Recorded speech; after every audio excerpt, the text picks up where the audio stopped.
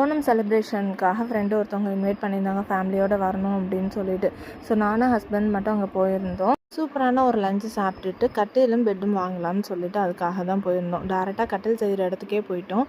கட்டிலெலாம் நல்லா கனமாக சூப்பராக இருந்தது. எங்களுக்கு பிடிச்ச கட்டிலை புக் பண்ணிவிட்டு பெட்டும் புக் பண்ணிவிட்டு ஈவினிங் வரும்போது கடலையும் இந்த கிழங்கும் வாங்கிட்டு வந்திருந்தோம். டெலிவரிக்கு அப்புறம் இந்த கடலை சாப்பிடக்கூடாது, ஃபீட் பண்ணால் கெடுதல்ன்ற மாதிரி சொல்லியிருந்தாங்க. உங்களுக்கு யாருக்கும் தெரிஞ்சுது அப்படின்னா மறக்காமல் கமெண்ட் பண்ணுங்கள். ப்ரெக்னெண்ட்டாக இருக்கும்போது எனக்கு பிம்பிள் ஒன்று இன்னும் போகவே கிடையாது. அதுக்கு நான் எந்த க்ரீம்ஸும் யூஸ் பண்ணல. ஸோ இந்த மாதிரி வெளியில் போகிறப்ப பிம்பிள் பேட்ச் ட்ரை பண்ணலான்னு சொல்லிட்டு அதுதான் வாங்கியிருக்கேன். மார்னிங் போட மாதிரி இருந்த கால்சியம் டேப்லெட்டும் சாப்பிட்டுட்டு ஈவினிங் போல் ஒரு சின்ன ஸ்நாக்ஸ் எடுத்துக்கிட்டேன். சுட சுட ஏலக்காய் டீ கூட.